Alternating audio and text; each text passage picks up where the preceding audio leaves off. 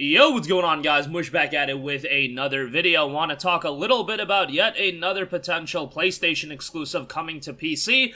This one not as big as some of the other ones that have been revealed and coming, but I want to still talk about it. And also have a bit of an update on Crisis Core Final Fantasy VII Reunion. Very excited for that. Crisis Core is one of my favorite games. I don't want to say necessarily of all time, but damn, I like me some Crisis Core on the PSP, so we'll talk that in a little bit. But first of all, Returnal's Steam listing continues to get updated. In May, SteamDB logged the presence of a new product in the database, which goes by the codename Oregon, and that's noted on Video Games Chronicle. While it wasn't immediately clear what the game was, there were localization strings in the game that make it clear that it's a PC port of Returnal, and now the site's history page shows that in-development game continues to get new builds on a daily basis. And while, again, it doesn't have any specific mention of Returnal, its localization strings includes phrases such as Atropos, which is related to Returnal and the world you're in. So Returnal was a game that was released by the Finnish studio Housemarque, and it's a studio that Sony recently acquired, I believe, after the release of Returnal, but nonetheless, they've done a lot of other low-key PlayStation releases like Resogun, Super Stardust HD. But those were games that were, released at $10 to $15. Returnal, on the other hand, a big budget $70 game, and there were a lot of issues with the game at launch. I know a lot of people that were damn near ready to, break controllers while playing the game, especially at launch, when there was stuff like you couldn't pause the game, people were dying and had to do 2 hours of progress all over again, etc., etc. Since then, there's been a lot of updates released, and the game's gotten better and better, and I even enjoyed the game at launch, but, I definitely understood why people had issues with the game, and there were definitely some technical issues with the game as well. In the case of a PC release, this is one of those games I really don't know how it's going to do, but what I am interested in is, this is a game that was released at $70 on PlayStation 5. What is the price point going to be on PC? I can't imagine that Returnal would sell well, 2 years after release, let's say at $70, or a year and a half after release at $70. I just don't think that would fly.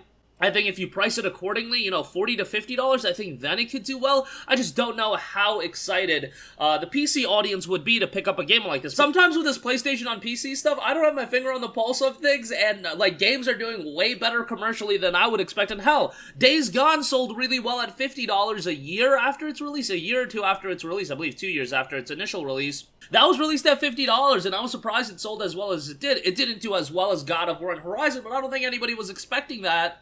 So that honestly might be the same case with Returnal, but, if they're gonna put games that I wouldn't say are, super notable, like a Returnal, a Days Gone on PC, hopefully that means we can have some of the low-key banger exclusives on PC as well, that being, I'll say it again, Gravity Rush 2 is a game that I would love to see on PC, just because I've seen what super niche games being released on PC sometimes does for an IP, like a Valkyria Chronicles. When that dropped on PC, and Sega was blown away by the sales of that game, and I don't want to say that, the Valkyria Chronicles PC release ultimately led to Valkyria Chronicles 4 coming to the West, but I think it might have started the domino effect of things to happen for us to get a Valkyria Chronicles 4. Gravity Rush is such a great game, and it's just not appreciated enough that I just want a PC release so more people can play the game. But in the case of Returnal, it seemed like the game did well enough, but definitely not as good as, obviously, the big budget exclusives like a Horizon would do, a God of War, and games like that, but I don't think anybody was expecting that either. Will be very interesting to see the reception of this game on PC, however. Next up, I do want to note that Crisis Core Final Fantasy VII Reunion, which is the remake of Crisis Core Final Fantasy VII, is targeting 120 FPS on PC. This was noted, and this was noted by producer Sato, discussed the game's performance in a new interview with IGN, noting that it is targeting 120 FPS on PC. If you guys don't know, you probably do, but FF7 Remake wasn't the greatest PC port in the world. Since the Steam version has come out, it seemed like a lot of people have been having better experiences with it. I have a copy of the game on Steam that I still need to delve into, but I'll be getting into that soon. Just got a couple of other things on my plate right now, but super excited for Crisis Core FF7, man. Price point aside, it's a $50 port of a game from 2008, and unlike console, if you only play on consoles, you have a little thing called emulation, and I know a lot of people have played Crisis Core, up the internal resolution and everything like that. Obviously, with a remake like this, it's going to be a significant improvement upon what an emulator could probably do, but you know, 50 bucks is a little pricey, but this is a game that people have been, like, wanting a remake of for literally, like, a decade now, just because, you know, not everybody still has a PSP and people want to revisit anything Final Fantasy VII related. I mean, even, like, something as simple as, like, if they did what they're doing with FF7 Reunion for a game as mediocre, at least perceived mediocrely as Dirge of Cerberus Final Fantasy VII, just because it's Final Fantasy VII, just because people like Vincent, I think that game would even sell really well, and they could price it